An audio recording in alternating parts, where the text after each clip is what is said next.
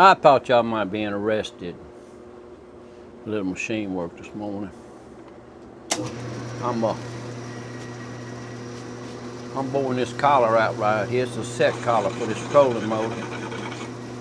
I put a mini coat of 30 on that little 14 and I modified a bow mount to fit it.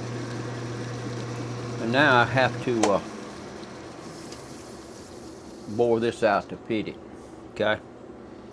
Now I'm fixing to pull it out of here and check it, be sure it's still snug and tight and everything. And do a little mic on it, and then I'm going to put it back in the lathe and finish boring it. So I'm not going to bore y'all with all that, but this will be continued. Thank you very much.